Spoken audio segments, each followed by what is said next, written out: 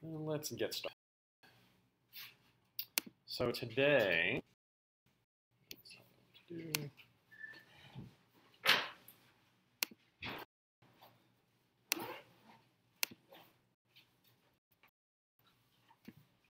going to restart this YouTube. So today we're going to talk about kind of two last things we need under our belt before we can jump into frameworks and React next week. So the two things we're going to do today is essentially refactor some code, heading towards a style of programming that we are going to see quite a bit when we get into React. So somebody asked me a while back if JavaScript is an object-oriented language. And the answer is a little complicated. The answer is kind of yes and no. Right? I said that JavaScript is what we call an object prototypical language. But in later versions of JavaScript, JavaScript has been moving more towards an object-oriented style of programming. Right? So what do we mean by this? If you look at your code now, specifically if we look at something like our blackjack code, you start to have a lot of functions. Right? You've got a function that does this, or you've got a function that does that, and it updates data here, and it's expecting variables to be declared globally here, and different functions are accessing different variables, and none of it's kind of organized into any seemingly standard structure. So the idea of object-oriented programming is to merge the two things we talked about when we said, pretty much on the first day of programming, that programming is about data and behavior. And we said that's kind of what we do. And we said that variables kind of are our data and functions are our behavior. If we think about those two things as separate, that's how you kind of been dealing with them, right? You have your functions, and they operate on stuff, and you have data, and that represents the information in the system, right? So if we look at our deck of cards from your blackjack, your deck of cards was an array. But in order to shuffle that deck of cards, you have to have a set of code that shuffles that array. The shuffle code and the array don't know that they belong together. They don't know that the shuffling of the cards and the array belong to this idea called a deck. So if we had a way of teaching the computer that, hey, this data, this array of cards, and this behavior shuffle go together, and when I combine that data and that behavior, I'm representing the idea of a deck of cards. So the goal of object-oriented programming at its core is to give organization and names to elements of our system or represent real-world things. So in our blackjack program, maybe we end up having an object that's a deck that has data that are the cards and a behavior that is shuffle, and those things go together. And then we can ask the deck, hey deck, go shuffle yourself. Or hey deck, please deal me a card, right? Where today we just have all these functions that are separate from the data. The idea is that object-oriented brings those two things together, right? So we're going to learn some new words that we haven't used before, but we have talked about one of them, right? We've talked about an object, right? An object is an instance of a class. We've used object before for like the JavaScript object.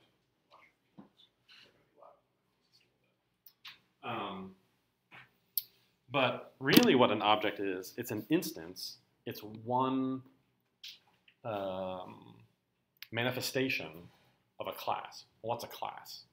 A class is essentially a blueprint for representing an idea or thing in our code, right? And that thing is data and behavior. So a class describes to the language, hey, I'm gonna give you a description of some data and behavior that belongs together, and then I'm going to be able to stamp out instances of this thing, right? And what we're searching for when we make objects are two things, encapsulation and abstraction. So the word encapsulation means we're going to hide how some work is done from from other pieces of code, right? So if I'm a programmer and you tell me that you're giving me a functionality for a deck of cards, and that deck of cards can shuffle itself, I don't care necessarily how that happens, right? You know, if I'm the junior developer on a team and we're making a blackjack game, and the senior developer says, hey, there's a deck class, and that deck class has the ability to shuffle, I don't necessarily need to care how that shuffle happens. I just know that if I call shuffle, it's going to reorder all the cards in the deck and then maybe return something. Abstraction is, can I make logic that pertains to a feature and put it in one place and then reuse it somehow? So a number of you, and this is what Alan was talking about this morning, maybe had in your weather code document.createElement li text content equals add child, and then another createElement li text content equals add child over and over and over again, right? That's one feature of your app, right? It's adding an li to a list and putting weather on the page, right? But if we don't want to repeat that code, we want to abstract it. We want to be able to take that very specific repeated code and lift it up and put it somewhere in a way that we can reuse it 5, 6, 7 times without having to duplicate that code. So that's the act of abstracting that code, right? So we said in the beginning, like, even if you end up with code like in your blackjack where you were totaling up the value of the hand, we said if hand.length equals 1, then the total is the first card. If player's hand.length equals 2, then the total is this plus this. And then we abstracted it to use the for each loop, and like that code became much shorter. Now what we talk about in classes is looking for repeated behavior and abstracting that into a method inside of the class. Cool. By the way, all of this will be in the notes for today. So if you're taking notes, awesome. But if you're just like copying down these definitions just because you're afraid you're going to lose them, they're all going to be in the class notes for today. Okay. By the way, one thing that Cohort 10 has done that I think is a really interesting idea is they have a shared Google Doc.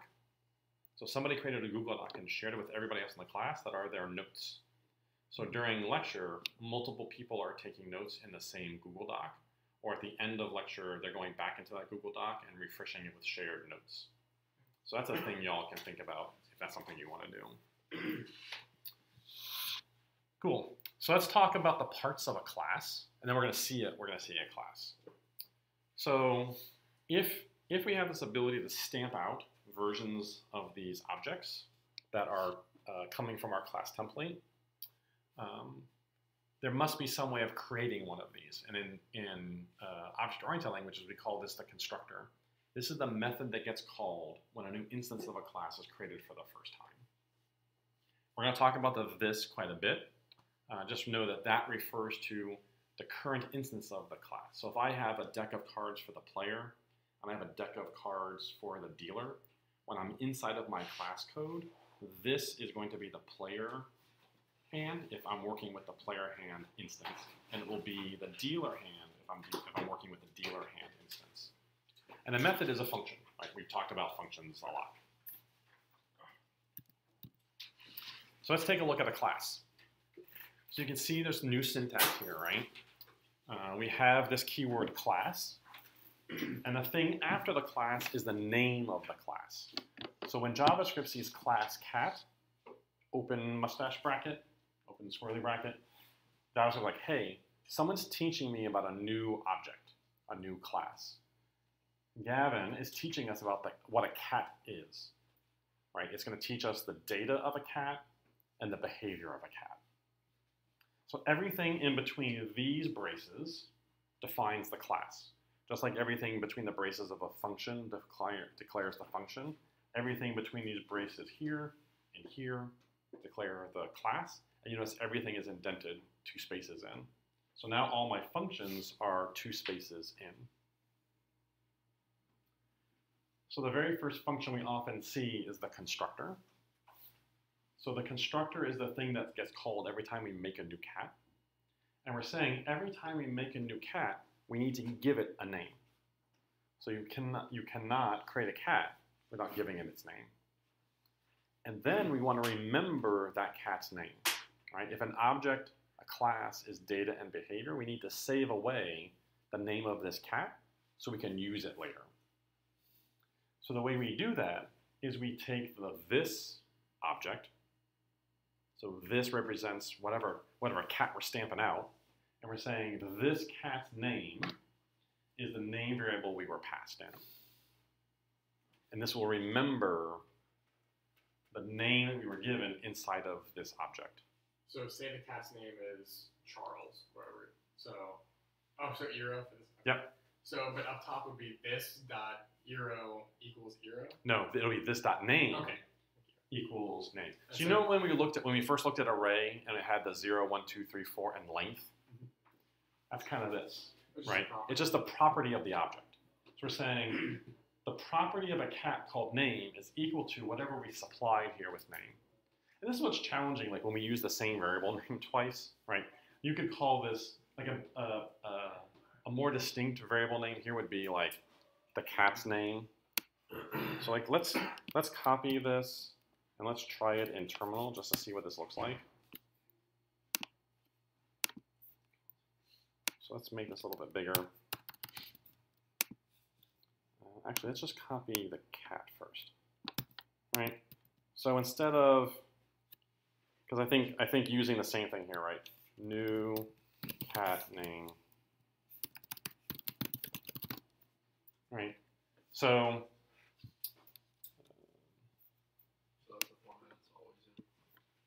this is kind of the style of a class, right? We're saying we're going to make a new class called cat. It's going to have data and behavior. In the constructor, we're passing it some new data, right? When we create a cat, we're going to say we're going to give it a name. That's going to come in the variable new cat name. Just like any other kind of function, it's just an argument to behave the same way as all the other functions we've done. And we're just saying the property of a cat that's named is going to be equal to whatever you give me, right? That's the constructor function, right? We may get no arguments.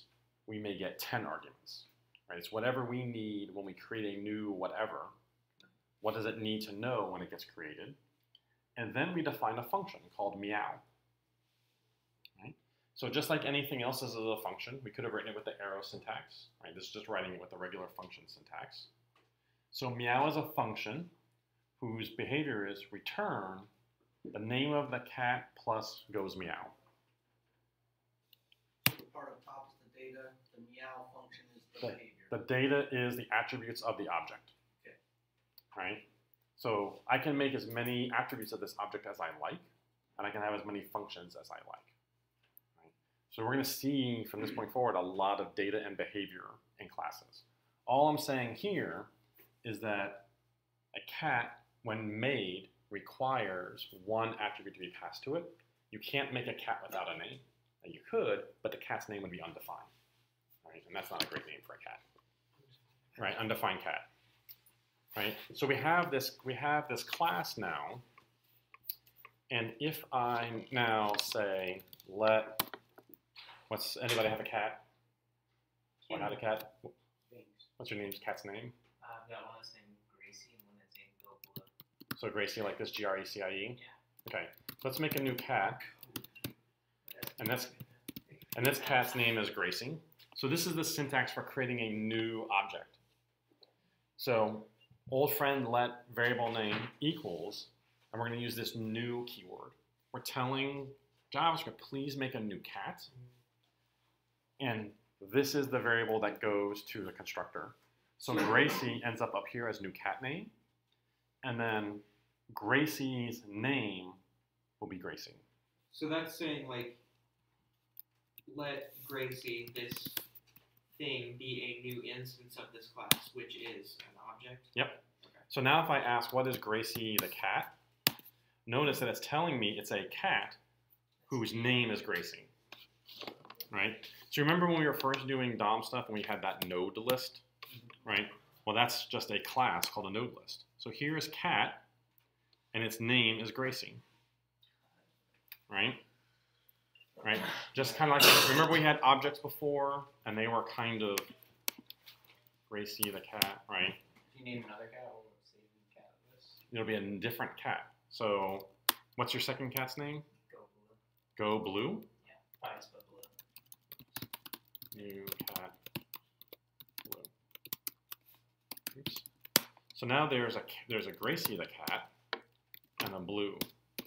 What happens if you call cat? Cat's just a class. You can't call just a class. You make instances of the class. The class the class is a factoring that stamps out cats. So if you wanted to log all of the objects within the class cat, how would you do that? You're asking the system like, hey, you've made a bunch of cats, give them back to me.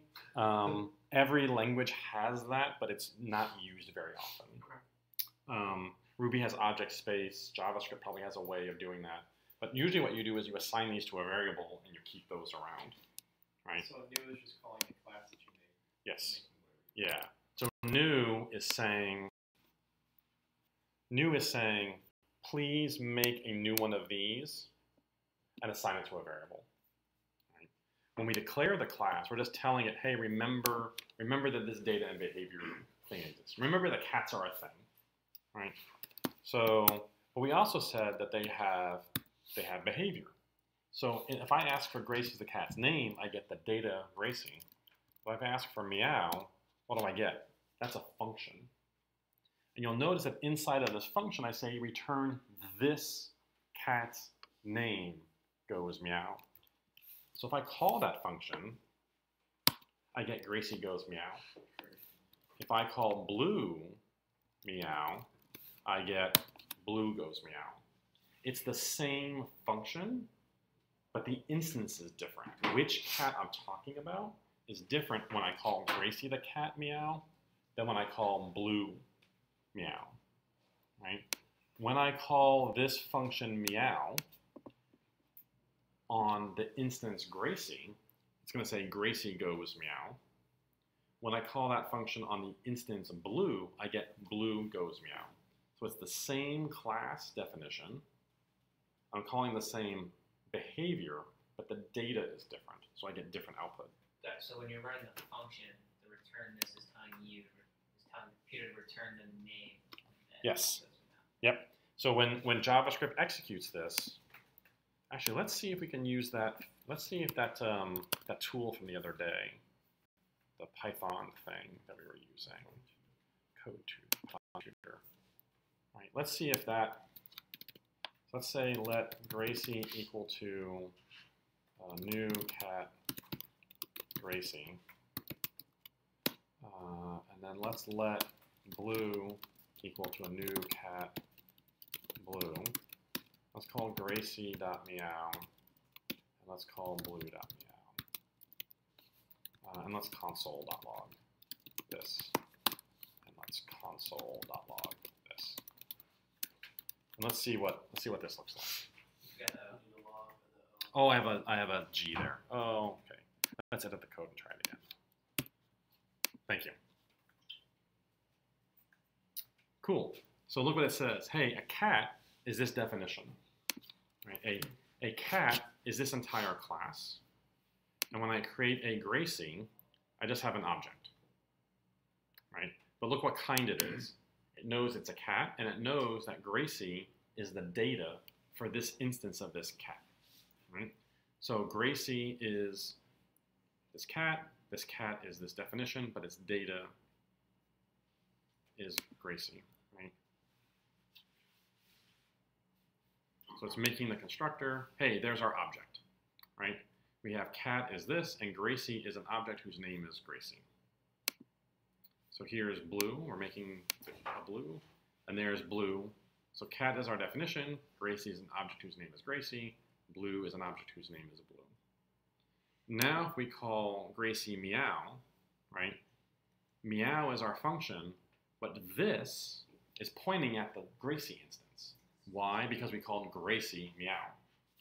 So if we ask for this.name, what's it going to give us? Gracie. So Gracie goes meow is going to be the result of this. Right? Hey, look, we got Gracie goes meow as the result. And that's going to get console logged. Now we call blue.meow. We're inside the meow function, but this is pointing at the object that's owned by blue. And this dot name is blue. We're going to get blue goes meow. Right? So as you talk to JavaScript developers, right, the idea of this gets really confusing. If you can remember that this, when you're using a function inside of a class, refers to whichever instance is currently active that we were called on. That's what you kind of need to remember, right? Right here, when we make a cat, and we call meow on it, right? We're going to get iro goes meow. Right? It's whichever cat or dog or animal or weather instance of a class you're calling. That's what this is going to be. We're going to get lots of practice at this. An example of like the instance in the last case would be like blue. Yeah. So this was like when we did, let blue equal to new cat, right? And I can make as many of these cat objects as I want with different names and put them in different variables, right? I can also have an array of these cat objects, right? All the things that we've done with every other kind of object, we can do with a object that comes from a class, right? And all the things that we did from the object that we did, like the JSON object, we can do with this as well. So let's look at one that's a little bit more complicated. So this is a new class for cat, and you'll notice that in the constructor, I'm still taking the name, but I'm setting 2 bits of data. I'm assigning the name attribute for this cat and its happiness level, right? And all cats start out at 0 happy, right? But now there's 4 behaviors here, and those 4 behaviors are speaking, chasing, eating, and petting. So if I make a new cat and ask for its happiness, let's take this here. Let's take this cat and let's inspect. And I wonder, do I still have in the console my other? Yeah, I do. So let's reload the page so those go away. Let's define this class. Right, so here's our class now, and I can make new cats. So I can say, let Gracie the cat be a new cat. But now if I ask for Gracie the cat, you'll notice that it has 2 attributes, right? It has the name and a happiness, right? And then what are our behaviors, right? The cat can speak, chase, eat, and pet. So if I call, and let's make a second cat. Let's also make Blue the cat. Where was Blue the cat? Right? So if I say Blue eats, look at what Blue's happiness is now. Blue's happiness increased to 1. Why? Because inside of eat, we said that this cat's happiness increments by 1. If I ask for Blue's happiness, if I ask for Gracie's happiness, Gracie the cat, Gracie's happiness is still 0. Right? I have 2 cats, they have independent data. So I can increment Blue's happiness without affecting Gracie's happiness, right?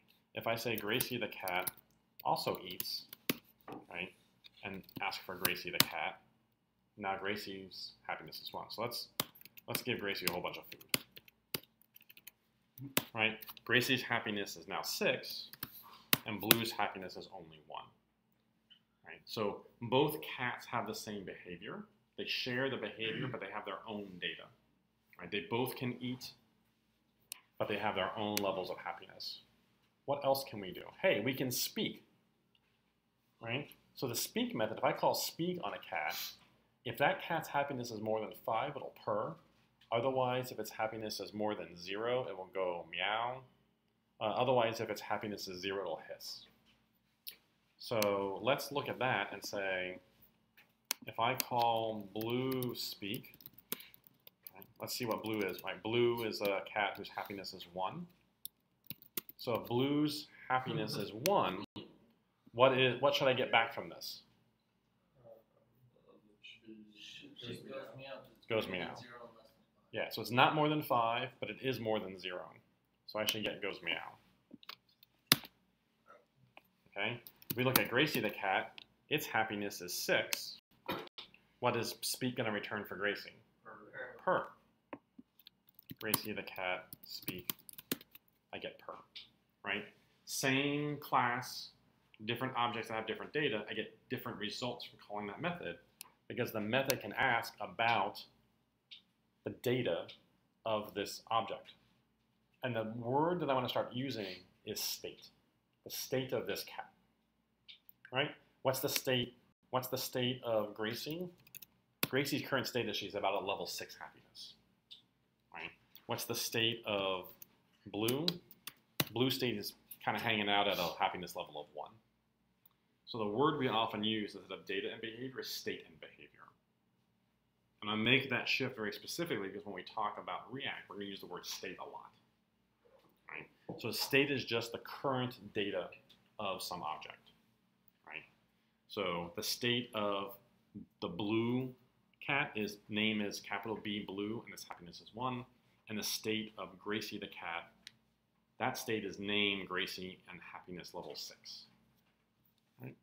So you can imagine that these classes can get quite complex, right? When we pet the cat, we're gonna if we pet behind the ears, we're gonna increase happiness by 2. If we pet right in the mouth, we get -1. And we pet its butt, right, up by 3, right? So different methods are going to affect the state of this object in different ways. Right? And the word we use here, and you'll hear it often, is we mutate the state. We're changing the state. The mouth is actually -1, right? Yeah, the mouth will decrease happiness by 1. Right? So when we call eat, we're incrementing happiness. We're mutating the state. We're changing the state of this cat and incrementing its happiness by 1. Right? When we chase the cat, we're mutating the state of the cat by decreasing its happiness by 3. Right? So we use the word state to talk about the data of the class. Mutate when we say we're changing something. Right? So just here's an example. Right? We make a new cat. We pet it behind the ears, and we pet its butt, and then we eat, and then the cat's going to go purr because its happiness is going to be what's that 6, right? So let's look at a more abstract class, right? So cats, right, something we know about. Let's make a new class called error message list. So we're going to make a new class called error message list, and its constructor is going to take one attribute called the parent selector.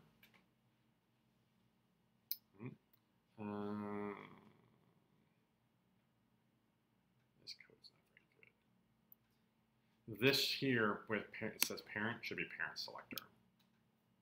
We're going to have to update this slide. Because the idea is we're asking for the parent selector, and then we're going to query for it. So this should really say parent selector here, not string parent, I believe. I borrowed these slides from Mark, so I'll ask Mark about it. But this should say parent selector. Because we want to say, when we create a new error message list, we're going to tell it the selector in our DOM. Then we're going to query selector that and store that as our parent. Right? So error message list will be provided some kind of selector. We will query selector for that selector and store that parent in my object. Then whenever I call add a message, I'm going to pass it a message. What I'll do is I'll create a new P element. I will assign that message as the text content and then append that child to whatever parent I remembered before. Does that seem kind of familiar from your code last night? Right? So you were repeating this over and over again. So look at the use now.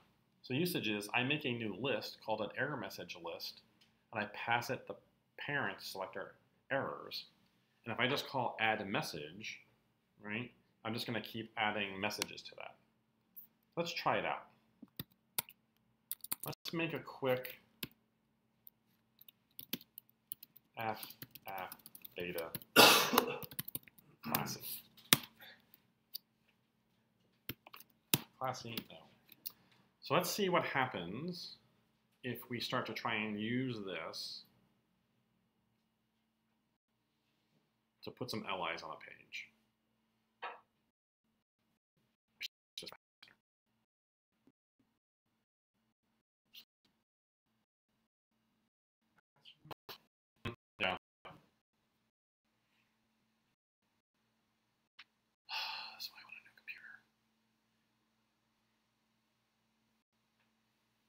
For those who've got like the brand new Macs, is yours faster than this when you do app beta?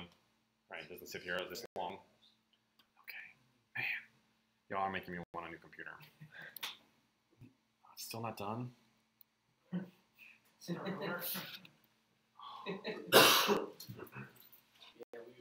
both doing that, and it was like, Okay, you're really making me think. I'm gonna get a new computer. Okay, so let's make like a little mini version of your weather deal, right? So let's open up this in full screen mode and put this over here. And let's define in our main.js, let's define this class.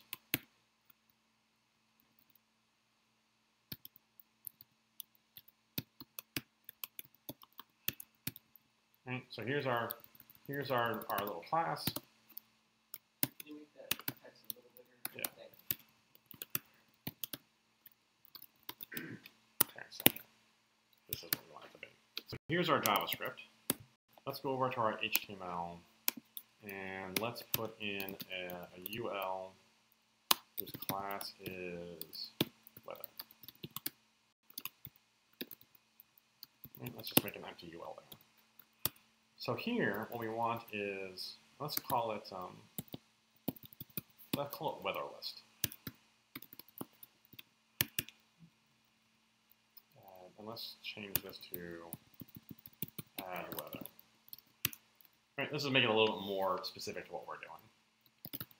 So let's make a new weather list. And we said that the class we're doing is .weather. So here's our same class. It's going to take a constructor, which takes a parent selector, which is going to be a string, and we're going to query selector for whatever that is. Right? We know query selector, we've been doing it for a while. But we're going to save that in this object's parent attribute. So later on, when we call add weather, we can get that parent back out and append a child to it. What is the parent selector? The parent selector is just going to be the selector that we want to add to. Right? So I want to add to this UL. I'm going to pass this class as its constructor argument, the name, the selector that I'm going to use to add more weather to. So every time I call weather list, add weather, sunny, and then if I call weather list, add rainy,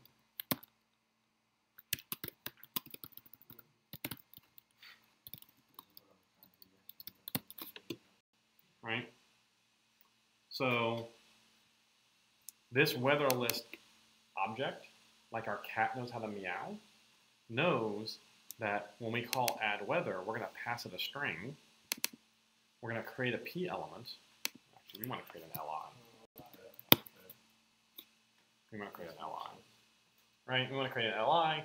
We're going to set the text content that, and we're going to append. But what are we going to append to? This object's parent. Right? The parent is going to be coming from the fact that when we created this weather list, we query selected the document for whatever selector we passed it, and then we save that away. So this object remembers which thing to add to. So let's add two of them. So let's add an H1 weather here. Let's make another H1 and call it forecast. So we're going to make this UL class forecast. So now we have weather and forecast. So I can make another instance of this object, forecast list, new weather list, and pass forecast here. So now this instance of the object knows when I add LIs, they're going to go into this UL down here. So if I call forecast list, add weather, tomorrow it will be sunny, and Friday it will rain. those go down into that UL. Same functions, right? But the objects are different, right? This forecast list parent is this. This weather list parent is this. So the same code will behave differently depending on what its parent is. So by doing this, we're taking out the step where we have to make like another section of code above where the add weather messages are there that correlated to it. That's just what answers for all. Yeah, this is abstracting. I'm taking that, maybe you had let something equal query selector, let something equals create element.text content equals append child, and you repeated that 12 times in your code, right? We could make a class instead that describes a weather list. In order to have a weather list, we need to know the parent selector we're going to add to, and then the behavior called add weather will take the string you want to add, and will do the work of creating an element, setting its content, and then appending that new li to whatever you told me its parent was. All right. So now I have this abstraction, this idea of what a weather list is. Its data, its state is which DOM element should I append messages to, and the behavior called add weather takes a string, builds an li, and appends it. All of that is abstracted, right? So if your senior developer is like, hey, here's a weather list, here's how it works, right? If all I need to do is this, boy, is that really simple, right? I don't have to think about how weather list works. Somebody else gave me this code, right? If I gave you this code and this example, right, you wouldn't have to worry about any of that. You just worry about the part dealing with the API, right? So the idea of building these classes is what's going to happen eventually in your projects is you're going to have classes that have very specific data and behavior that do certain things. We're going to start using classes that come from libraries that have specific behavior and data. On your jobs, you're going to get classes written by other people that have specific state, data, and behavior, and you're going to learn to use them, right? I could have given you this weather list class and said, just use it, right? You wouldn't have had to write all that, right? Create element, append child, BS from yesterday, right? And it would have made your code a lot simpler. That's the idea here, right? Sure, it works. You can keep repeating that code, right?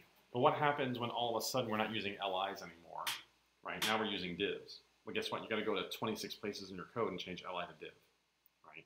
Or we're not using text content anymore. We're doing HTML content, or we're doing something different. You got to go to all those places and change, right? What if instead this is a div? Right? We're not using LIs anymore. We're using divs. So instead of adding an li, we want a p tag, right?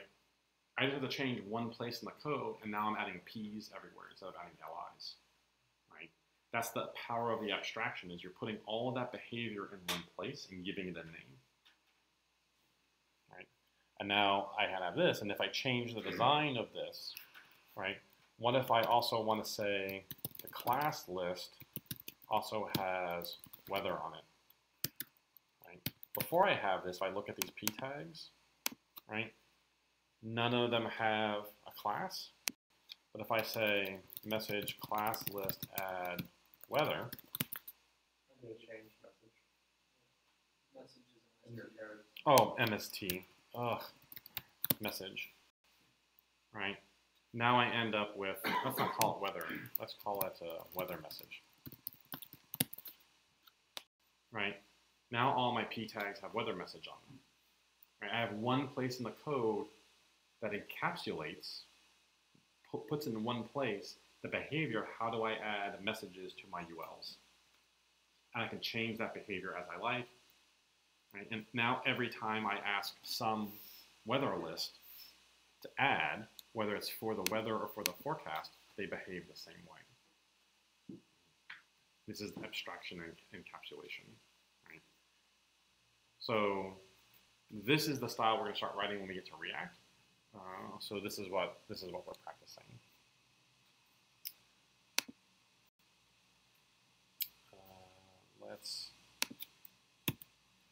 right? So let's refactor some code.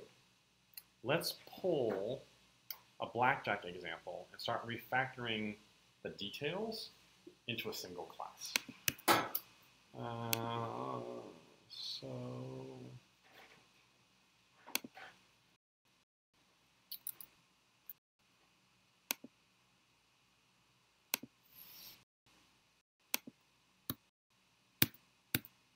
let's close all of this and let's close these bits.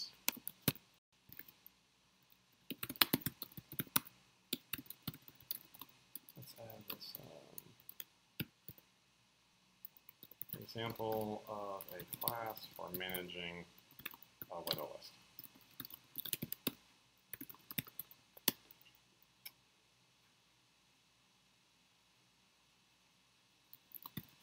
So let's refactor one of y'all's blackjacks. And Gabe, if you don't mind, can I use yours as an example? And your GitHub is Gabe014.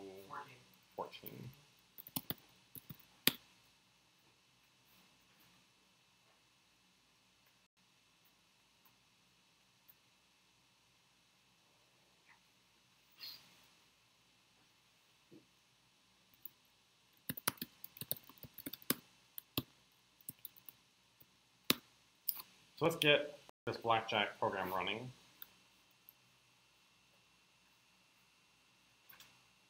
And then I'm going to stop and restart the video just in case that's a thing.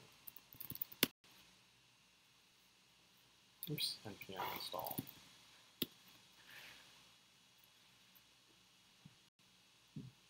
And this is where we wish I had a faster computer. 8. This is mostly the disk. It has a solid state. Yeah. It's like state.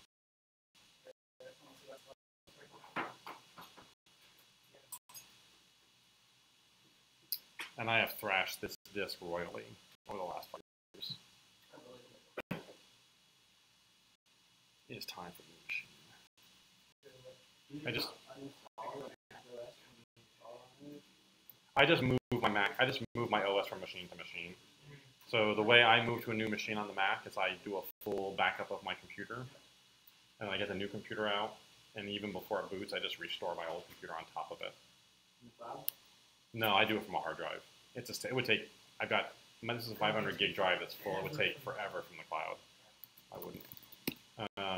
You can either do it with Time Machine, or you can do it with a tool I use called Carbon Copy Cloner. So here's Gabe's blackjack. The dealer's at the top, the player's at the bottom.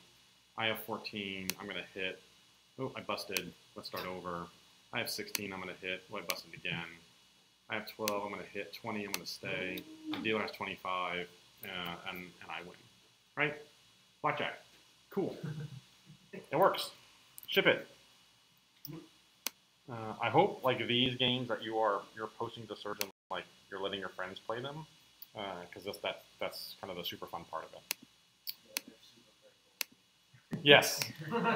Yes. Even more so, like if they're programmers, they're going to be even more so. Oh no, they're not. Okay. Well, when you start showing it to your programmer friends, they'll be even more fun. So we've got a bunch of variables up here. We've got some selectors and some other variables and a whole bunch of functions. This is what we're going to refactor. Right? This is the code we're going to refactor. And hopefully at the end, what we're going to end up with is a more organized code base and one that's a little bit easier to work with. So I'm going to take a pause here and stop this video. Yeah. Okay. So we're going to refactor this code. Right? And I think we talked the other day about the idea of like nouns and verbs. Did we talk nouns and verbs when we're going through code, right? So when we're looking at code or problems, like that PDAC method, right, we're reading a problem, we want to think about nouns and verbs. Nouns map typically to our state and our data, and our verbs tend to map to our behavior or our functions. It's not a 100% rule, but it's a very good way to start. Right? If we think about what we have, we look for things that are noun-like, that's likely our data, right? Things like deck and card and value. And we look at verbs like deal and shuffle, right? Those tend to be behaviors. So let's look at what we have here. So we have this idea of a deck, and we have this idea of a card. Let's start there. So we made a card like this that just has these attributes, suit, value, and face. Maybe this is the first class we make. Maybe the first class we make is just a very simple class that is a card that has a constructor that takes a suit, a value, and a face. And all this does is store this dot suit is suit, this dot value is value, and this dot face is face.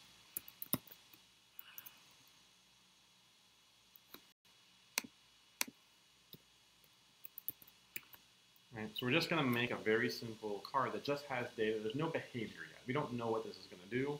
But we know that the data for our card is the suit of the card, the value of the card, and the face of the card. So now rather than make just a plain JavaScript object, we can make a new card and pass it the things that it needs. A suit, a value, and a face.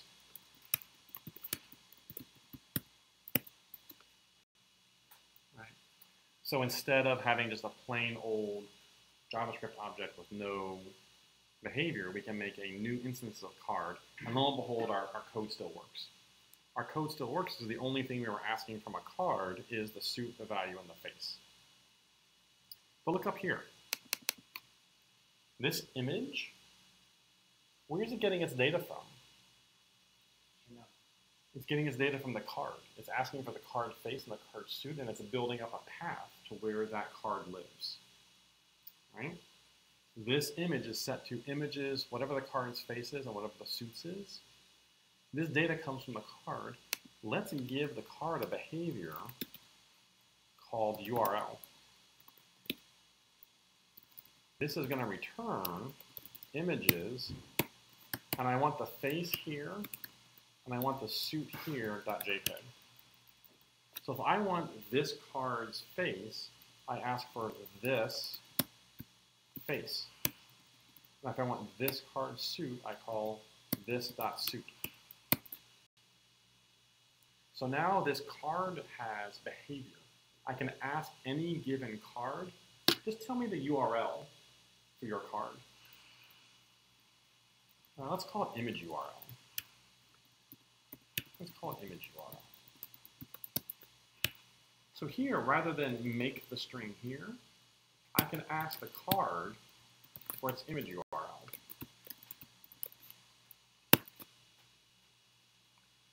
Right? And I've hidden away the details about how the URL for a card is made. What if we download a new pack of cards, right? And it's suit and face in the other order, or it's spelled out, right? I can move that implementation here, and any place in the system where I've rendered cards, I don't have to worry about how I generate the URL for a card. That's inside of the behavior now of my card object, right? I've encapsulated, I've moved that behavior into this class, right? We could take it one step further, right, and create the DOM for it. Inside of here, I could say let image equal document create element and the image, and I can say this image's source is this card's image URL, and let's return that image. This method does even more. It actually builds the DOM for a new card. So I don't need any of this. I could just ask for this card's image DOM, and that still works. Right? I have a card. I've pushed this card into my hand. I'm going to ask this card for its image DOM. That's going to call this method for whatever card I'm dealing with. I don't use the word deal. Whatever card I'm working with. I'm going to try and avoid the word deal because we're talking about a deck of cards, right? If I'm working with the 7 of spades instance of the card, right, its suit will be spades, its value will be 7, its face will be 7. So when I call image DOM, I'm going to make a new image.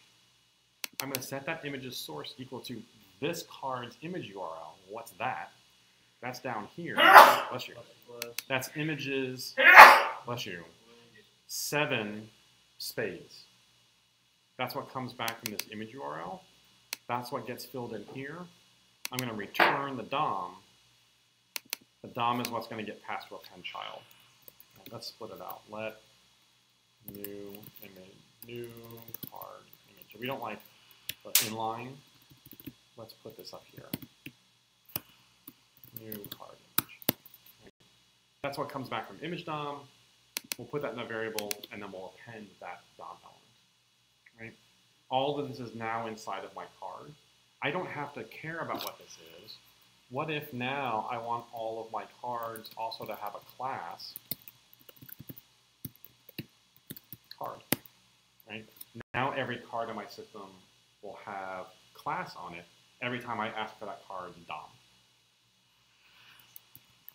We've abstracted away some of the details of how a card works.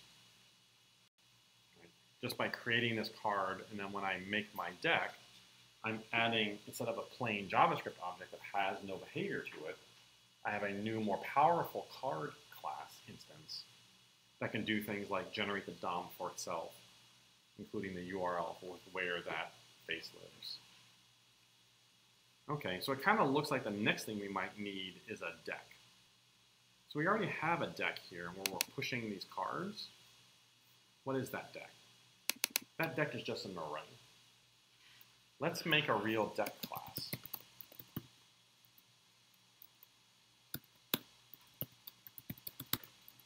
So a deck isn't going to take anything, right? Maybe if we were playing with like a double set of cards, right? We've got 2 times 52 cards in our deck. Maybe we would take how many cards? But for now, we're dealing with a standard deck of 52 cards. So in my constructor, I'm not going to take anything, but I am going to make some state. I'm going to say my cards is an empty array.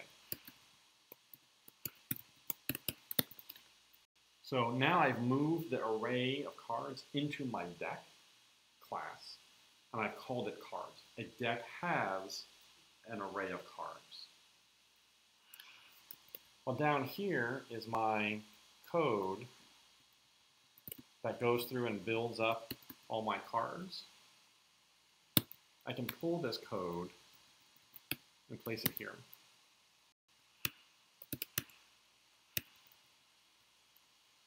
Now, instead of pushing to deck, I'm going to push it to this.cards. Right? So I've moved all that initializing code, instead of applying to the deck array, which I don't have anymore, inside of my deck implementation, I'm tracking my own list of cards. This deck of cards this deck has an array of cards. I'm going to do all of this same initialization inside of here. So this is all still inside of the constructor. The other thing that we did was we shuffled it. So let's grab the shuffling, and let's pull this up here. Let's also shuffle.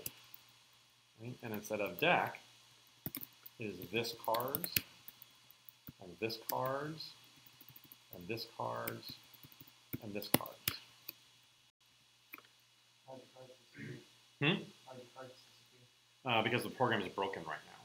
I'm in the middle of redoing. I took away the deck array, which this code is expecting, and I'm slowly turning it into a class. So right now, if we look at my errors, right, it's like, oh my goodness, too small. Right, my errors are, I don't know what face is, right, because it's going through some of the code and it doesn't know what a deck is. So, right, my deck is not going to be an empty array. It's going to be a what? Yeah, it's going to be a class, but it's going to be an instance of this class. How do I make an instance of the class? What's the keyword? New. It's going to be a new deck. So now my deck is a new deck. It's not just a plain old array anymore. All right? So let's go see how we use the old deck array. We used pop. Right? Well, pop doesn't exist anymore because a deck isn't an array, it's a class. But what's the meaning of that? Take one card from the deck. So if in my deck class, I make a new behavior called take one card as a function,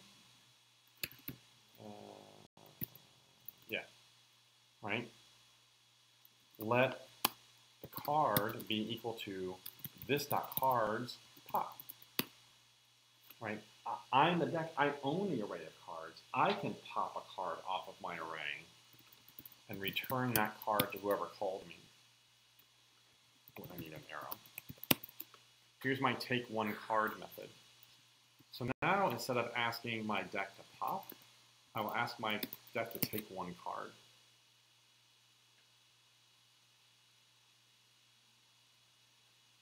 Where else were we calling pop? Right? Instead of calling this, I'm going to call take one card. And then are we calling it anywhere else? Yes. Nope, we're calling it there. Cool.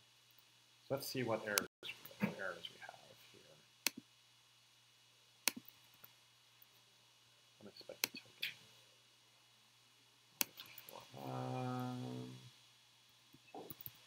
Let's just declare it this way for a second. It's mad at me for some reason. Card is not defined. Okay. So it's telling me here that card is not defined here. It's because class card is way down here. So this is a case where we have to define something before we can use it. So before the deck can use the card has to come before the deck. Hey, and my game is working again. Right? So now I have card that has abilities, but my deck also has abilities. Right? So that. Well, in order before I can use a card, I have to declare what a card is. So card has to be declared before the deck. So let's see what else do we have in here. So if we look at now what our code looks like down here, we have deal card to player. Deal card to player. You do define classes usually above the name. Say it again. You define classes usually above the name. Yes, eventually we're going to learn to define classes in their own file. So when we get to React, every class is going to tend to live in its own file. We haven't learned really how to do multi-JavaScript files real well yet. But eventually we're going to have a deck.js and a card.js is what we would end up with. And maybe I'll show you how to do that here at the end of morning lecture. Right? But one of the very first things we do is we deal a card to the player. So let's look at that. We call count player, we take a card and we push into this player hand. And then we do this. Right? So all this behavior of counting how many cards are there for a player, taking a card, pushing that card into my array, querying the selector, generating the image. We can make this card dot image DOM, right? Because we have a whole thing that does image DOM for us now, right? This seems like everything that deals with the player's hand. So let's make a new class called hand. Well, Doesn't have to be more specific than just hand. yeah. So there's a where is? Well, you would have two instances. Mm-hmm. Okay. Yeah. So yeah, I'm gonna make We would need to apply class some called hand. behavior to the viewer hand for the card to turn upside down. well, maybe what we can do is apply that same ability to both, but just not use it in one place. Let's make a new hand. Its constructor. We'll just have a cards attribute that's going to start out as an empty array. Right? My hand is also going to have cards. What's the first thing what's the first thing that we do? Well, we do this count. I'm going to come back to that. But the very first thing is we take one card. Let's add a new behavior here called receive one card. Let's call it hit. That's a better name, right? And it's going to take a deck. So in order to hit, what's it do? It takes one card from the deck, and it pushes it into my cards. You can see I'm kind of doing something very similar to down here, but now for this hand, it's going to take a deck, and it's going to ask. It's going to take a card from the deck and put it into my hand. How do you separate the out files? I split my window. I did view, panes, split down. So I'm in the same file, but I'm in it twice. At the top of the file and at the bottom of the file down here. Right? So now I have the ability here to have my own hand. So rather than have these variables, maybe down here, when I have my deck, my player hand is a new hand. And then when it's time to say player hand hit from the deck.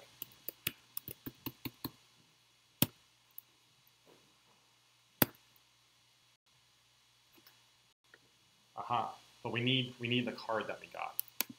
So in our hit, let's have it return a card. So down here when I hit, I'll say let card equal to player hand, right? So I'm asking the player hand to hit from the deck. Hey player hand, here's the deck you're going to hit from. What does hit do? It takes one card from the deck, pushes it into my array, and returns it back to me, and then I render it. Let's look at what count player does.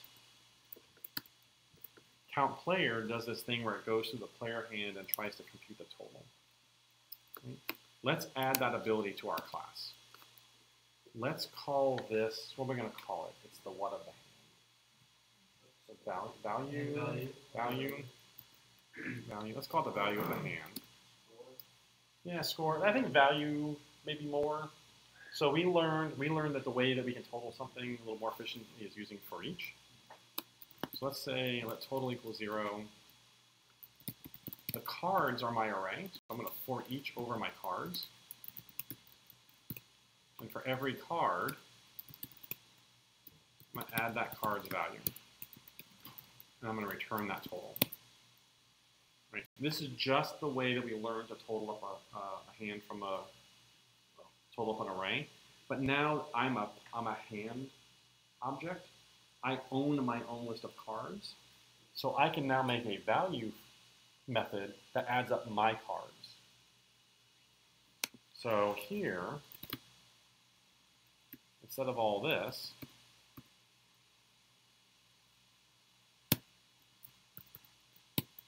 it's going to be the player hand's value. Let's see, do we have any errors?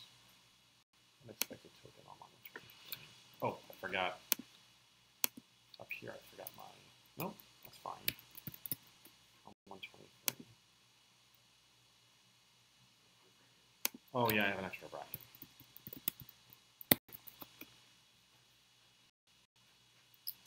So, wow, look how many cards I have.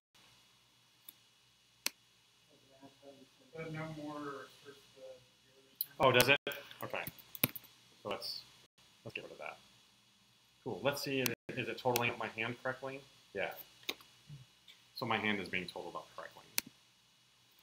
Cool. So that kind of works for the player's hand. Let's make the dealer hand now a new hand as well. So now here, count dealer is let value equal dealer hand value. We can get rid of all of this code here. And then we'll get rid of this.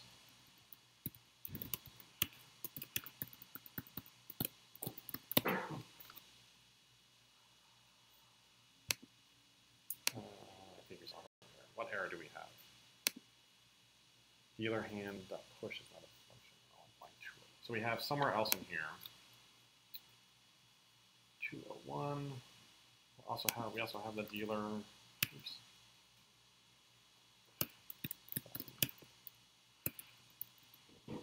Dealer hand. So this is now going to be hit. Take the deck and let card equal to. Right. So now both dealer and player are both using our abstract card class. We just call the class with the dealer value now in the same spot. Right. So if we look at the count dealer.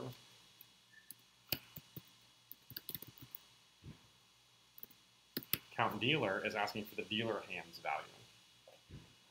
Because this is a different instance of a hand. The dealer hand is an instance of hand, and just like cats have happiness, and we were adding and subtracting from cat's happiness, the dealer hand is a hand, and the hand has our array of cards, and we total up those cards. Right, so can we hit? Yes. Can we stay? Whoa. Clearly something happened. Wow, I think we just took all the cards out of the deck. Yes. We both have 20, the dealer wins. Yeah, you both have 20, the dealer wins. That is not quite right. So let's see if we can figure that out. That's me when I put the timeout function on the deal, on the deal card. So I think the issue here is that this is no longer dealer count more than player count. So let's go find where those variables are.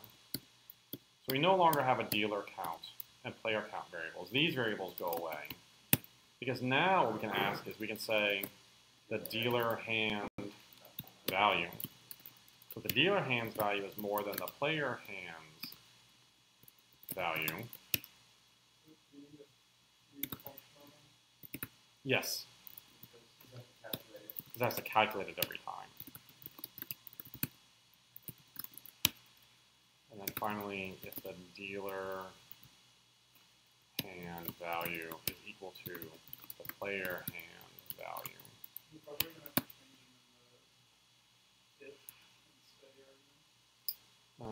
So let's see, what was that?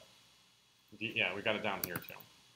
This is the dealer hand value, and this is the dealer hand value, and finally the dealer hand value. Oh, and one more time.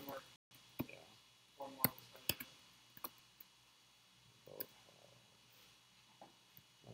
What was it called? Dealer and dealer count.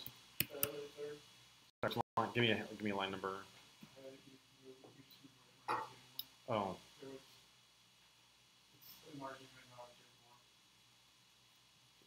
Oh, here it is. Player hand value. And the same thing here. So let's see if that gets rid of all our errors. Let's stay. Dealer busted. Okay. So, cool. So there's some behavior here too, like this is dealer hand value more than 21. What do we call that? Bust. So why don't we have another method called busted that returns if this hand's value is more than 21. This dot value returns a number. If we compare it to 21, it'll be true if what's true, if I've gone over 21. And it'll be false if I'm under 21. So anytime I'm doing this, right, I can say, instead of this, I can say, if dealer hand is busted. Isn't that better? Yes. And then if I find my other 21, I can say here, busted. Where else am I using 21? So here I'm saying if it's less than or equal to 21, this is not busted. If being over 21 is busted, being less than or equal to 21 is not busted. So the not in front of this takes whatever busted returns and flips it. Right? So less than or equal to 21 is not busted. Same thing here. Not player hand busted. So much so that we're saying if it's not busted and if busted, so we can just do this, else. If I'm busted, do this, otherwise do that. You see how the code is becoming more readable when we start taking these ideas and encapsulating them in a class. We're taking our data and our behavior together, right? And we are continuing to give them names. So we have this magic number 17 in here. Let's make another method for this. Let's call this dealer should hit. So the dealer should hit if what is true is less than 17. So everywhere we have 17, we can say dealer should hit. Right? And this is going to be not dealer should hit. The only place we should have the idea of 17 now is inside of this code. So the idea of 17 and 21 shouldn't exist anywhere in our code besides inside of our hand. So now, what if the rules of blackjack changed? Right? What if in our casino the dealer has to hit until he gets to 18? I only have one place in the code to change it. I type 18 there, right? And now everywhere,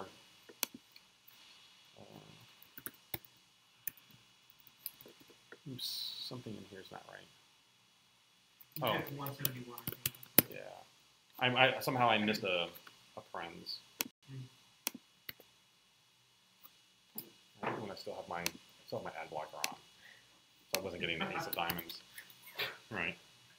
LOL. Right. So let's hit. Oh, we went over. Let's definitely hit. Let's risk it. Hit again. Let's stay. Hey, the dealer has 20. You lose. Right. So you'll notice now our code is getting simpler. I don't know if we ended up with more lines of code or less. But what we can now do is start to move these things you know what, let's not do that. I don't have to explain stuff to you I don't want to explain today. I was going to move these things into other files, but then I have to explain exporting, and I don't want to explain. I've probably blown your mind way too much as it is. But what I wanted to give you the example of is, look now at the variables that our program is tracking. They're not plain arrays and numbers. They are all classes, right?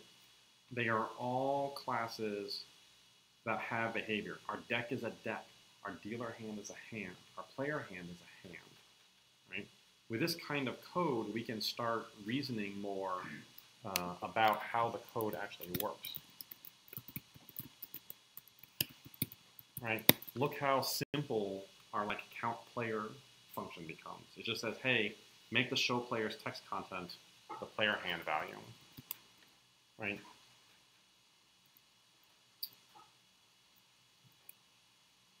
Right. Count that dealer. completely eliminates the need for the 4 H loop that I spent 4 hours trying to figure out. It's still there, It's still there? right? But it's just up here in value. Ah. The hand knows its value by adding up its own cards.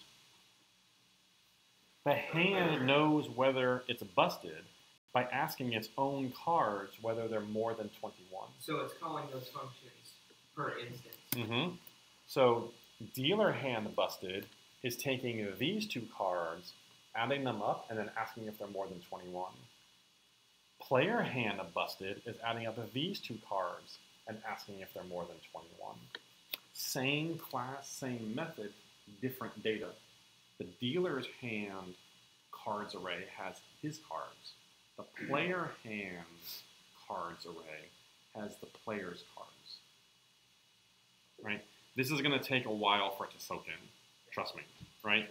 But what I want you to see is when we start putting data and behavior together and using it, I think the code is a little bit easier to read. I can read, even not knowing how dealer should hit works, I can read this and say, if the dealer should hit, call no more. If the dealer should not hit and the dealer isn't busted, check for a winner. If the dealer hand is busted, say that the dealer is busted. I can pretty much almost start reading this in English. But I don't know how the dealer should hit, what the rules are. But if I wanted to know, I would just go check that method. Oh, if this value is more than 17, what's value? Oh, it's right up here. What does this do? Oh, it goes through all the cards and totals them. Cool, I understand that. Right? And all the code starts to get together into one place. Right? So now our count player just updates the text content. Count dealer just updates the text content and checks the winner. The checked winner just does some console logging and a couple of small if statements to update the user interface. No more, just hides some buttons, deals a card to the dealer, calls count dealer, and then asks these questions. Right? And even count dealer, I think now is kind of a misnamed function. It should be like show dealer value. Right? And even count player, I think, should be called show player value. Count player. Let's change those.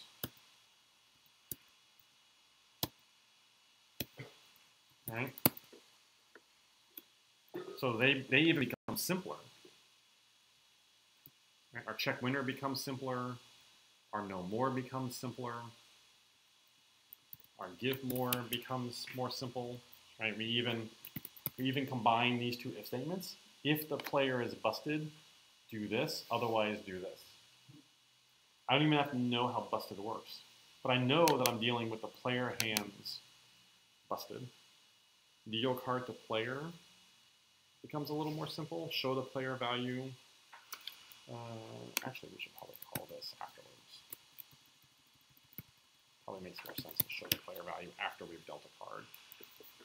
Right? Let's ask the player to hit from the deck and then render this.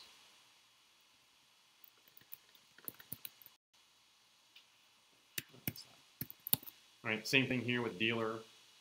Let's hit a card from the deck for the dealer and add it. Right, we deal some players. We show the player value. Display some things. Set some added listers, and we're done. Right. If we took the classes out of here, our main blackjack program would be, let's see, 104. 233 minus 104 would be 129 lines of code, right? Not including the deck and the card and the hand class, right? But if someone gave you those to use, your code would now be simpler, right? Classes are a lot to absorb. We're going to start using classes when we get to React, and we're going to get practice using those. Your homework tonight is going to be refactoring your weather API to use classes. So kind of like we did the one here where we had the weather list with the ULs, right? Maybe refactor that. Maybe have a class that represents the API result that does the parsing and can return you the bits of data that you need, right? Look at the functions that your program has and look to see how you can abstract and encapsulate those things into classes. Here, the things that we knew about were decks and cards and hands. In your weather API, it's going to be like temperatures and humidities and those kinds of things. or the API result and the weather. Right? So think about those kinds of things as you're doing that.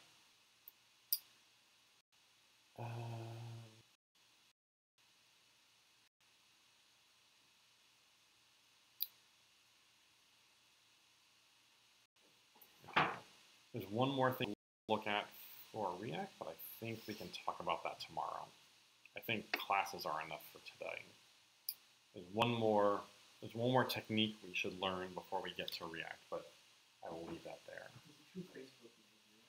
Yes. Well, it's even more true that Instagram made the React library, and then Facebook got it when they bought Instagram, and then Facebook decided to open source the React library. So there are libraries inside of like every major software company that they built for themselves.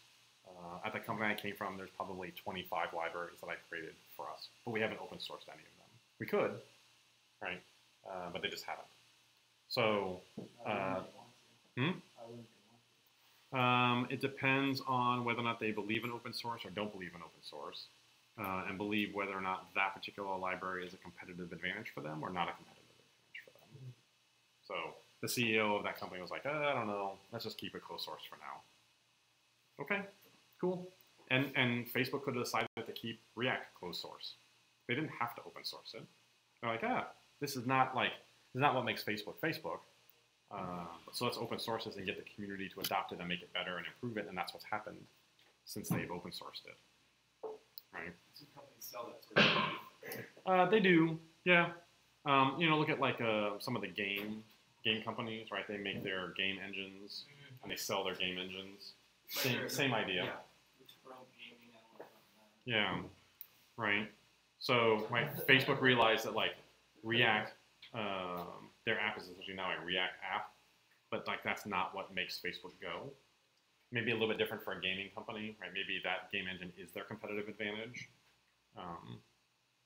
So maybe they don't open source it. Yeah, or they open source their last engine, right, after they make their new one. How do they make game engines? Like, how do you make an open world game? Just like this, you start making classes and objects and code and functions and methods. Right? And You it just has to reference itself in all the right ways and do the thing. Do they like reference like visual designers, like graphic designers who like make layouts for worlds? Well, usually the game engine is the abstract thing, right? Writing a game engine is like making the deck class and the card class and the hand class. That's the engine. The engine of this app is class card, class face. The game is dealing the cards and counting them, and if busted. We could use the same like deck class and card classes and stuff, but make like war or Texas Hold'em or something like that. Yes. Okay. The same deck, the same hand, and the same card class would work for Texas It's got Hold'em. that same core though. Okay. Yep. Yep. Shuffling the cards. So that's where React comes in, where we can store that, and then React comes in is because it's a user interface library.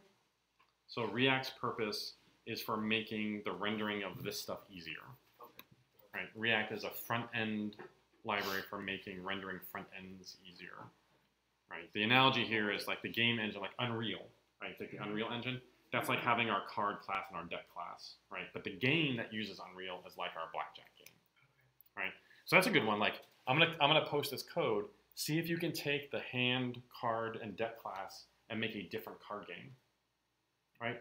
See if you can make Go Fish, right? Or three card poker, right?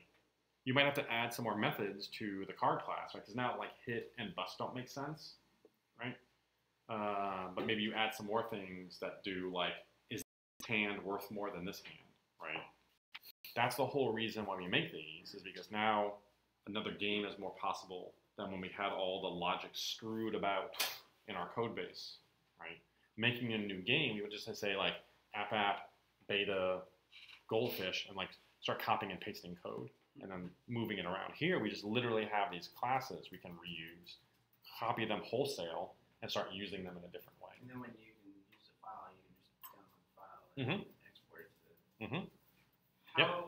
How commonly does somebody make like a career change from web development to something like game development? thing that happens? Yeah, the skills for game development are different than the skills for web development, but the core, like how you program, is different. The weird thing with game development is that a lot of the like best practices that we learn as developers get thrown out the window in game development because game development is all about speed. So they will write really messy code if it's faster than writing neat and nice code. Because all like what they care about is I want this game to go fast, right? How many frames per second can I pump out of Crisis, right? Or whatever it is, right? Or whatever the latest, I don't even know what the latest game. Still a good one. Cool. Crisis like 9 or something. Right. Like that, but they always make a Crisis to test. Right. Right. So It's like like the visual benchmark. yeah. So like if they can get one more frame per second by saying this function is really messy and weird because we figured out that writing the code this way is 7 milliseconds faster than running it that way, they will totally do that. So you'll pick up, yeah, they will duplicate lines of code, they will write weird lines of code, they will like unfactor things. Like they will start with this and be like, this is too slow, right? Calling methods on objects is slower than some other technique, and they will make the code more messy in order to get the game to go faster, right? Because they're like, cool, we're just trying to like get this game shipped, and when we're probably never going to go back and revise this game. When we go make Crisis 10, we don't start with the Crisis 9 code base necessarily, right? They start brand new. So games don't tend to be maintained over a long time. They're written once, supported for some time, and thrown away, and like a new code base happens. So that they sometimes don't care about like maintainability and clarity and niceness of the code, speed. A lot of like Speed, online speed, speed. games, they just keep adding on. Yes. Always updating. So isn't that wouldn't that be some? That's to be a little bit different. Like World of Warcraft, like maybe some Destiny. updating. Yeah. Yeah, there's a pretty good chance like every World of Warcraft, like not a whole lot of code from the old World of Warcraft comes through. Like Maybe the core engine does, but a lot of the things around it might get thrown away or rewritten, right? Because techniques also change, right? New versions of OpenGL come out, or a new version of DirectX comes out, right? And like the best way to do shading improves. So you throw away your old how you do shading and do the new way of doing shading. So game development is very different, especially PC, desktop, and console gaming. Coding is different than like mobile gaming and web gaming. I would assume like if you go into like the thing of like this is a relatively simple like 2D RPG indie game or something like that, that's going to be coded very differently than like Like that. big AAA title. You know, Yeah, it can be. running on release. How Yeah. hard would it be to pick up a language on like Unity or? Once you know JavaScript more, or you know .NET more, or you know Ruby more, languages like frameworks like Unity become easier because they just sit on top of C#, right? So you've learned all the C# stuff, right? And now you're just learning the Unity framework on top, right? You all now know JavaScript, right? For some level of knowing JavaScript, right? You are all JavaScript developers, right? You write your I can look at JavaScript code. and understand how much Right. fear I should feel. Yes, but now you're going to go learn the React framework on top of JavaScript, right? So React uses JavaScript, but in a very specific way, and you're going to learn the React framework. And you already heard Cohort 10 say, like, hey, once we learned React, learning the Vue framework was easier, right? So Does Vue have a similar application to React, being like a front end, like UI? they do the same thing. Okay. Yeah, they have different philosophies, right? Which makes them different kinds of frameworks. So Vue values one set of approach over another, different than React, right? So that tends to make what different frameworks, that's like their selling point, right? So Unity has a selling point different than some other gaming framework, right? They may both sit on top of C# or whatever language they sit on top of. They just have different approaches, right? And even within one language like JavaScript, you've got Backbone and React and Vue and 17 other front-end frameworks that all use JavaScript, just in a different way, right? But you'll find that they all have some level of this idea of abstraction, right? The way React abstracts things is different than the way Vue abstracts things. The way one gaming engine abstracts things or doesn't will be different than another. But this is kind of the next level up after just learning functions and looping and for each and variables. Getting to be able to write and understand classes will be the next phase. So pretty soon you're not going to accept a bunch of So what's going to happen when you get to React is you're not going to be able to code React without classes. It'll just be impossible to do. Impossible. You just won't be able to do it. So getting used to classes now will be helpful. But we're going to start in React about like, hey, here's a React class that does this. And you're just going to like wield that sword, right? Maybe without really knowing how that class works. Kind of just following the pattern. But that will, again, reinforce classes, which is still reinforcing functions, because you have to write functions, right? Which is still reinforcing for each map filter, because we're going to use the heck out of them in React. Those are going to be pulling their data from an API, which is going to reinforce fetch. So you see, like, it's like we're building the onion from the inside out, right? You're starting with, hey, I can make a variable in an array and console log something, and then we add functions, right? And then we add more. Now, after tomorrow, we learn some techniques, specifically like how in your weather app, right? If you displayed the weather for Chicago, and then they typed in Tampa, and you want that to be able to refresh, you had to like delete all those things that were in there and then recreate them, right? Or zero out that and recreate that. The last technique we're going to learn is about how to refresh the user interface in a creative way. And then we're going to blend all that together on Monday. So on Monday, like all these techniques that we've been doing these last 3 weeks are going to come together into one thing when we pick up React. So you're going to see variables and arrays and APIs and for each filter, map, and rendering stuff into the DOM. Some things will get easier, some things will get harder. Right? What we're going to do is we're going to shift some of that responsibility to React to do some of the like creating the DOM elements. We're probably not going to write query selector, and we're probably not going to do document.createElement anymore. We're going to put those away. And we're going to pick up the React way of doing it. Right? So things will get easier because we don't have to do some of this tedium anymore. But things will get a little bit harder temporarily because we've got to pick up the way of React. So it's another one of those like you climb the hill, and then on Monday we're going to push it back down to the bottom of the hill. But we'll see, hopefully, that we'll climb back up that hill a little bit faster. Cool. How do you get keyboard commands to work? Like enter. Oh, yeah, I noticed when we're searching, when we hit enter, it doesn't like hit yes. buttons. Is that like really hard? Is that No, I can show you. Does somebody have their? Let me stop the video and restart it. Well, I will do that for somebody's. Somebody give me their who has a weather app. Jolie 83. Say it again. Jolie 83. How's this? Jolee. Jole like this. I'm 83. And this is your. What did you call yours? Weather. What'd you call the repository? And you apped it. Weather. Okay. So. npm install. cool? I have a second to open my weather app. Try to do this with you.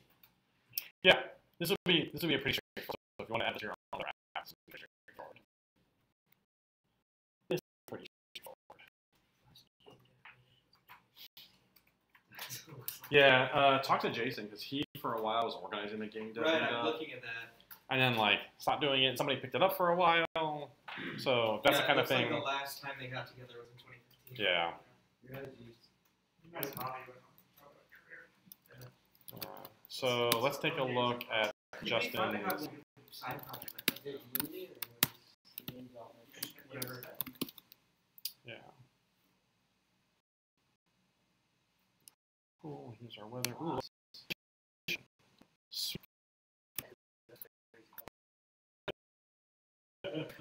yeah. That is a lot of So I think a couple of you figured like background video. Nice. Yeah, a couple of you figured out. Yeah, background GIFs. Yeah, and/or video. Cool. So right, we type Tampa. We press enter and like nothing happens, right? But if we click go, a thing happens. So let's look at your HTML. And you have this input where, and you have a button search. Cool. Let's look at your main.js. So if we go to the bottom, and we have this event listener for click, This is tied to a function right in line. The first thing we're going to do is let's call this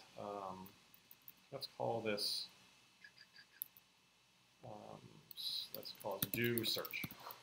So do search is going to be an event. So we're going to move that inline event listener. I think it's all of this. No. Is all of this, and this, and this. We're going to move all of that here. So we want one function that actually does the searching. And then what we're going to do is instead of this, we're just going to say do search. Right? So all we've done is move the, come on computer. All we've done is we moved the search into a function and then called it. Why is that red? Nope, I didn't do let or const. There we go. All right, so nothing has changed so far. All right, so now when I click go, it still calls this function, but I've moved that into its own function by name. So now what I can do is I can say let my where input equal document query selector, or I think we call it that where.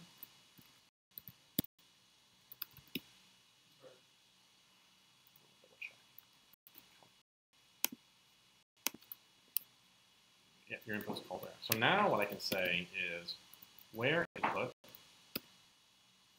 add event listener for change, and also call do search. So change is the event on an input when the user presses enter. They change the input. Now when I call hit Tampa and I press enter, Eureka! right? I have to have a different event listener for that, right? Let's. Did you just video that? I did. Right. So let's see if we can do progressive searching. Let's change your code a little bit. Let's add another thing here. Let's add another. So you kind of have all these functions. So let's say. Let's make another function called. Repeat kind of your process here.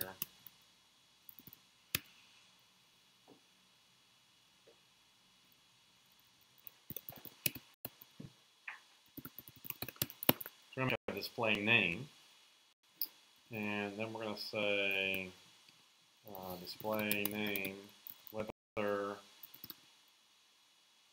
as JSON dot name. Correctly. Yeah, cool. So now if I type in Chicago and press enter, we get Chicago. What I want to do now is I want it to do it every time this happens. If I change this to update instead of change, T A M P A. Nope. MDM input events. Let's go through this. It's updating every time you get it through. Yeah. Input. Oh yeah, sorry, it's not updated. It's input. It's the input event. So now if I do TAMPA, you see that? CHI.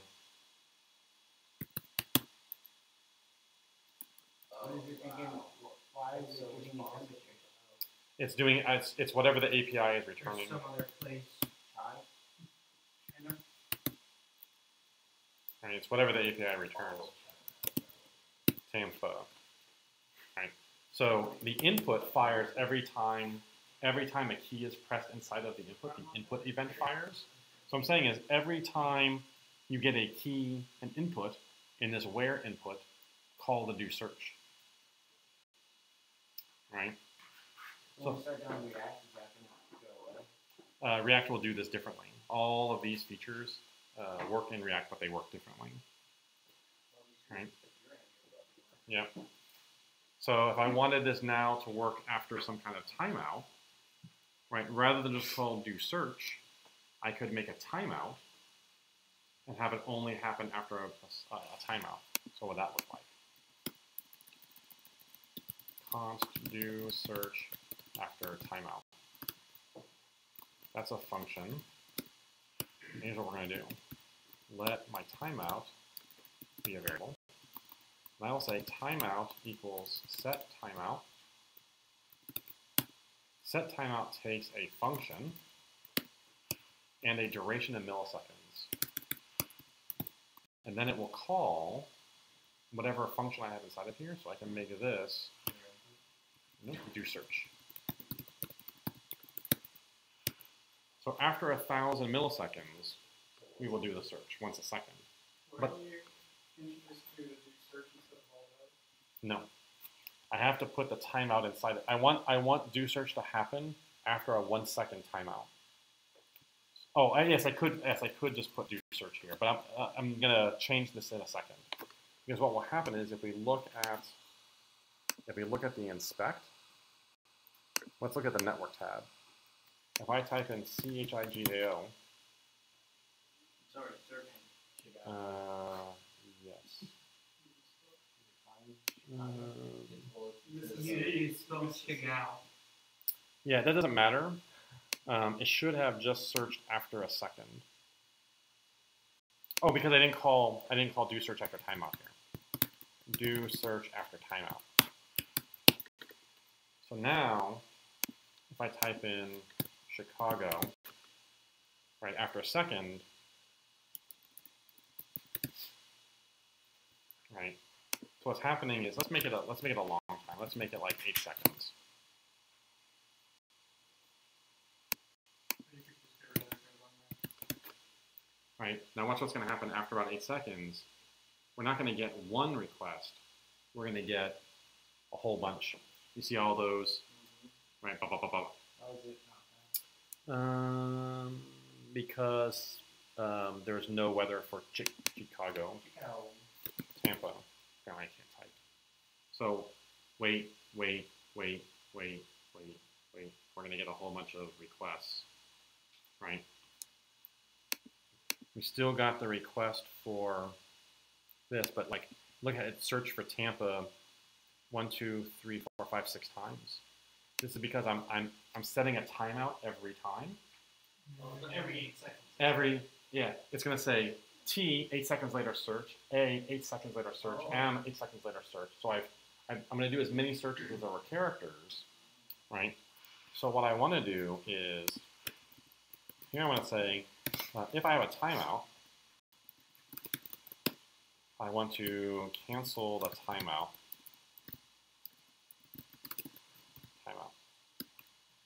Oops, I'm doing it.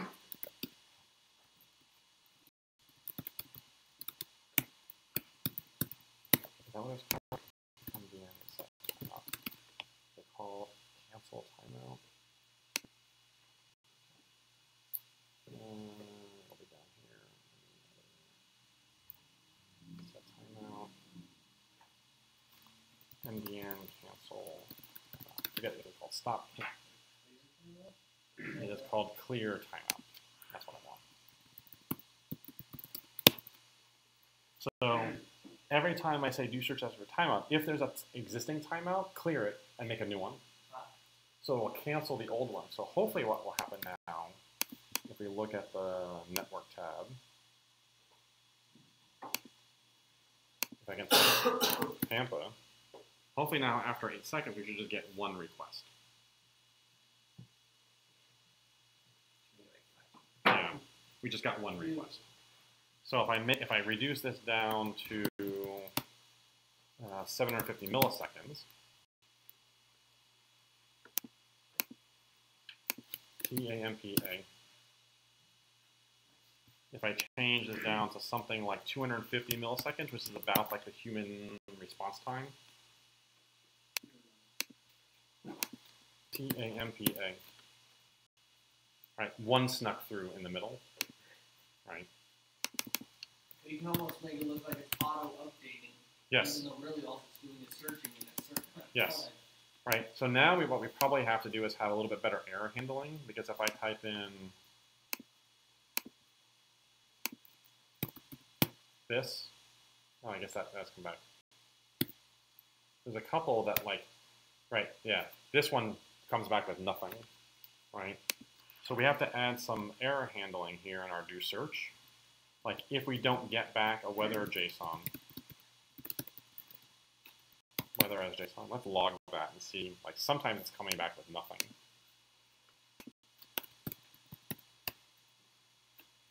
Aha, message not found, code 404. So here we can say, if the weather JSON code is not equal to 404, do all this work. Right? So that code is like, 404 not found. So now if I type in something ridiculous, XXYZ. Last time you had Chicago without the O. Yeah, that's interesting. We're still 45. We still got. Let's put the console log back in.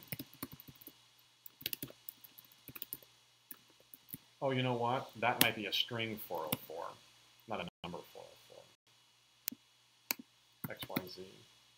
Yeah, it's a string 404. Not equal to the string 404, not the number 404. That makes a difference.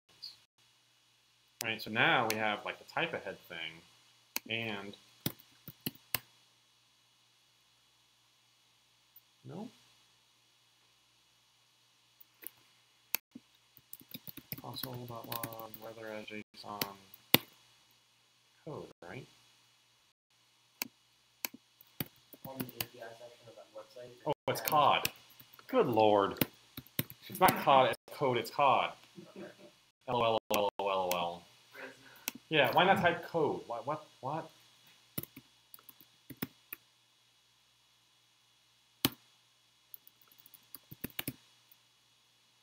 Like literally the second I finished typing Chicago, T-A-M-P-A. Let's see.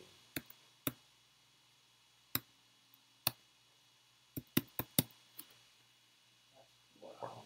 54 degrees. Yeah. Where? Bad mountain. Portland, Oregon, or Maine? I'm not sure. Yeah. Miami. Right. So yeah, we probably could get rid of the go button now. We don't really need it. You need to enter or auto update. Yep.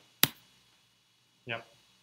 So the entering was just doing the add event listener on change. Input will fire every character. And then we had to do this. This technique is called debouncing. You could do the debounce without even having the go button or the enter. I'm totally gonna start using that. Yep. So what we'll find is later there are like little third-party libraries that do debouncing for you, so you don't have to do all of this. You can just get a debouncing function and wrap it around your event handler. Because it's so common that, and there are some side cases here we're not handling. Right, like if we get called twice too quickly, this could maybe get out of sync. So there's some better debouncing techniques in this, but this is the general idea. If you have a timeout callback already, cancel it. Otherwise, set up a new timeout that after 250 seconds will do search. So set timeout returns a reference to that timeout. Like it returns kind of that promise that like IOU, like hey, in 250 milliseconds I'm going to do this, and here's the timeout value if you need to cancel me. So every time we hit a letter, we say if we already have an existing timeout, clear that one and make a new one. Right. So you type in T, you set a timeout, but you get an A before that timeout fires. You cancel that one and throw it away, and you set up a new one for 250 milliseconds after you type the A. And let's say you don't type an M, well, eventually that timeout's going to fire, right? And then you type M, it makes another timeout for 256 milliseconds later. And that's what gives you this kind of type ahead ability. So what would be really cool is that someone's in the homework it said that there was a like a geography API, like you can type in TAM and show all the cities that start with TAM. maybe you would have a UL right underneath this that you would fill in with the possible results. TAM, oh, Temecula, I don't know, that's TEM, right? Right, or TAM something or other, right? Show all the cities that have TAM in it, and let them click on one of them. Kind of like how, right, this one, TAM, right? But these would just be cities, right? How is that done? Is that like a combination of a UL and They are doing so this is probably an input. This is a UL with an LI with a div, and a span. Wow. A div, and a span. And then the input here, that's usually done for like weird styling reasons. This is an input with some decoration around it. That's likely because code is generating this, not a human being, right? VDL, SW, GFSI is something that came out of a code library that generated those, not a human being. Like a human being didn't type div class equals SDKEP. Yeah, it's some code library inside of Google that did that, right? You can imagine doing something similar, right? Where as you type in TAM, you're just building up some LIs, right? And after you're done searching, you clear them, so when they type in the next search, you fill that in, right? Same kind of techniques as this. So play around with that however you might like. Maybe do that as part of your refactoring tonight. Cool. All right. I will put the homework out